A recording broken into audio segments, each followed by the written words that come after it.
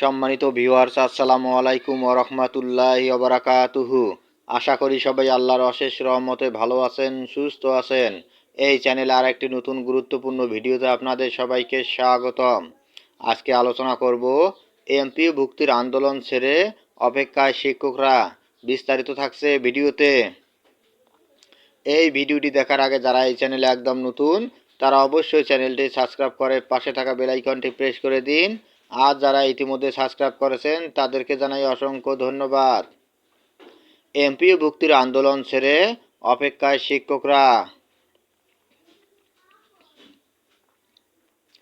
দীর্ঘ ৩২ বছর ধরে বঞ্চনার শিকার বেসরকারি কলেজের অনার্স মাস্টার্স স্তরের ৫,৫০০ শিক্ষক। তাদের দাবি, এই দীর্ঘ সময়ে রাজপথে অনেক আন্দোলন করেছেন, পুলিশি নির্যাতনের শিকার হয়েছেন। অন্তর্বর্তী সরকার আসার পর তারা মনে করেছিলেন এবার হয়তো বঞ্চনা নিরসন হতে যাচ্ছে, কিন্তু সেটা হয়নি। তবে এখন আর আন্দোলন করতে চান না এই শিক্ষকরা। দীর্ঘদিনের সংকট নিরসনে এমপিও ভুক্তির জন্য আশ্বাসে আস্থা রেখে অপেক্ষায় রয়েছেন তারা।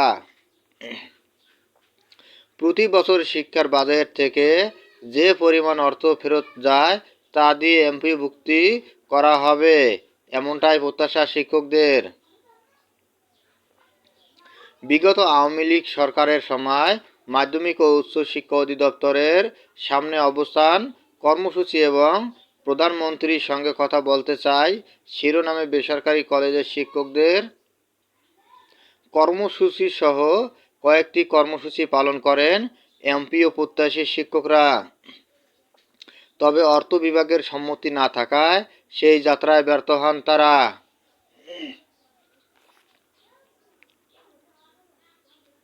শিক্ষকরা বলছেন, বিভিন্ন আন্দোলন কর্মসূচির পর বিগত আওয়ামী লীগের আমলে সরকারের শীর্ষ পর্যায় থেকে বেসরকারি কলেজের অনার্স মাস্টার্স স্তরের শিক্ষকদের এমপিওভুক্ত করতে শিক্ষা মন্ত্রণালয়কে নির্দেশনা দিয়েছিলেন। পরে শিক্ষা মন্ত্রণালয় তাদের এমপিওভুক্তির জন্য অর্থ বিভাগের মতামত চায়, কিন্তু মাধ্যমিক ও উচ্চ শিক্ষা অধিদপ্তরে বেসরকারি কলেজের অনার্স মাস্টার্স স্তরের শিক্ষকদের জনবল কাঠামোতে পদ না থাকায় এমপিওভুক্তির বিষয়টি নাকচ করে অর্থ বিভাগ।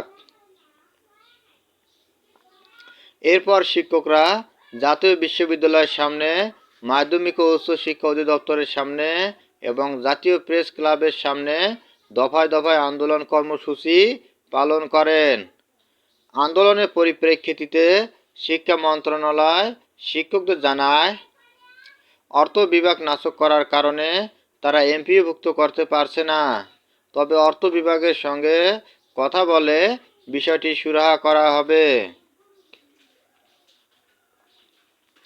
৫ আগস্ট আওয়ামী লীগ সরকারের পতনের পর ১৫ অক্টোবর বেসরকারি কলেজের অনার্স মাস্টার্স স্তরের শিক্ষকরা মাধ্যমিক ও উচ্চ শিক্ষা অধিদপ্তরের সামনে ফের অবস্থান কর্মসূচি শুরু করেন।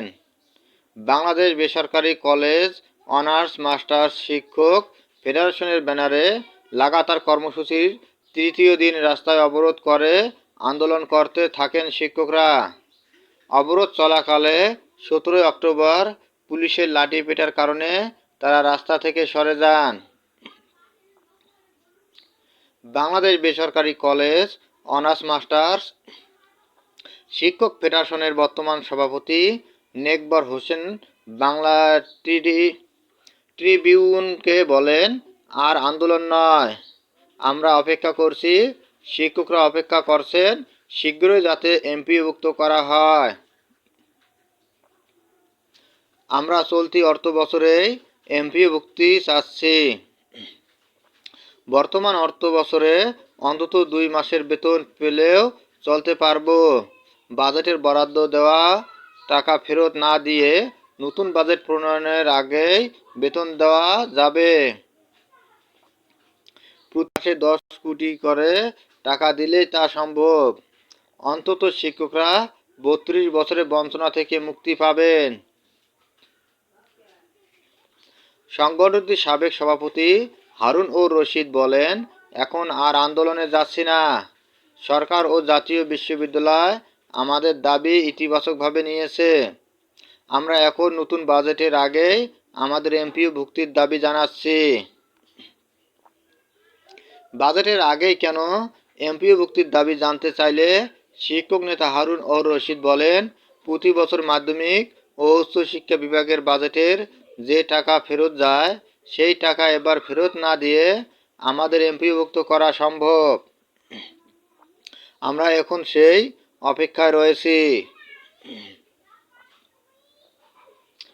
বেসরকারি কলেজের অনার্স মাস্টার্স স্তরের শিক্ষক আন্দোলনের প্রধান সমন্বয়ক শিক্ষক মোহাম্মদ মুস্তফা কামাল বলেন, জাতীয় বিশ্ববিদ্যালয়ের উপাচার্য আমাদের আশ্বাস দিয়েছেন সরকার বিষয়টি বিবেচনা করবে। আমরা অপেক্ষায় রয়েছি। বৈষম্য বিরোধী সরকার নিশ্চয় আমাদের ৩২ বছরের বঞ্চনার অবসান ঘটাবে।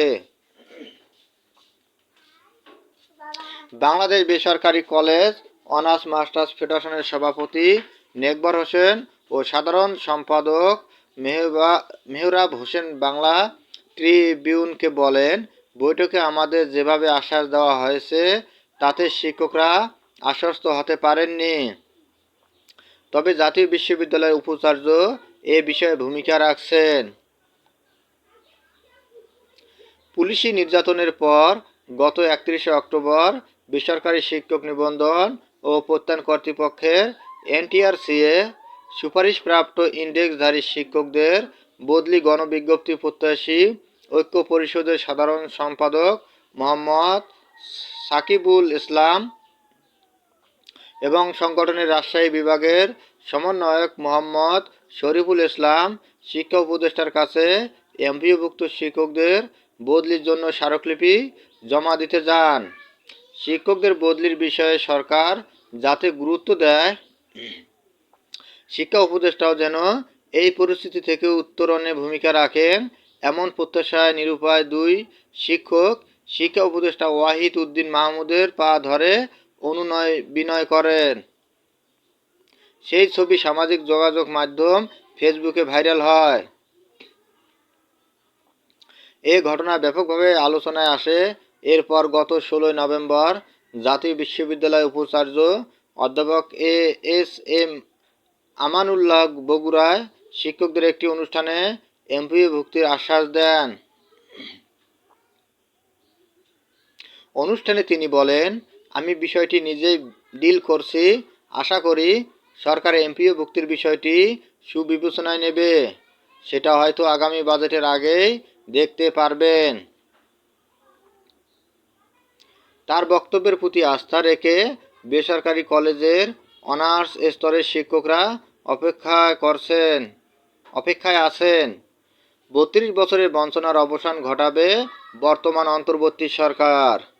ধন্যবাদ জানিয়ে বিদায় নেওয়ার আগে আবারও অনুরোধ জানাই, যদি ভিডিওটি ভালো লাগে এবং সর্বশেষ শিক্ষামূলক আপডেট ভিডিও পেতে চান তাহলে অবশ্যই চ্যানেলটি সাবস্ক্রাইব করুন। ধন্যবাদ সবাইকে।